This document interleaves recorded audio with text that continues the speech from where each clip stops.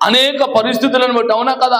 జీవితంలో కుటుంబాల్లో ఎదురయ్యే అనేక పరిస్థితులను బట్టి, అనేకమైన సమస్యలను బట్టి, అనేక ఇరుకులు, అనేక వేదనలు, అనేక భయంకరమైనటువంటి పరిస్థితులను బట్టి వారి ప్రాణములనే వారు బలి తీసుకునేటువంటి అనేక భయంకరమైనటువంటి దుష్ట ఆలోచనలోనికి నడిపించబడిపోయేవారు ఉన్నారు కదా.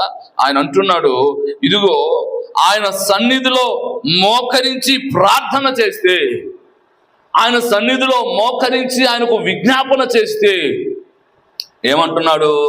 యెహోవాను వెదుకువారు ఆయనను స్తుతిస్తారు, అప్పుడు మీ హృదయములు తెప్పరిల్లి నిత్యము బ్రతుకును. ఆమేన్, హల్లెలూయా.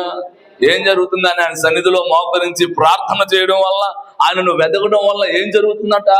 మీ హృదయములు తెప్పరిల్లి, మీ ప్రాణములు తెప్పరిల్లి ఏం జరుగుతుంది? నిత్యము బ్రతుకును.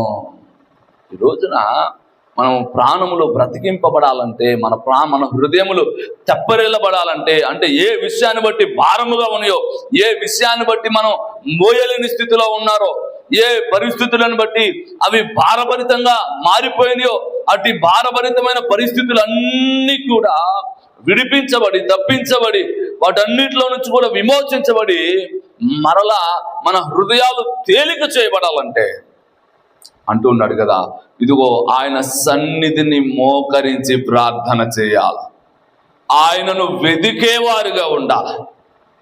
ఎప్పటి వరకు? ఆయనను కనుగొనే వరకు. ఆమేన్. అంటున్నాడు కదా, నన్ను కనుగొనువాడు జీవమును కనుగొనును.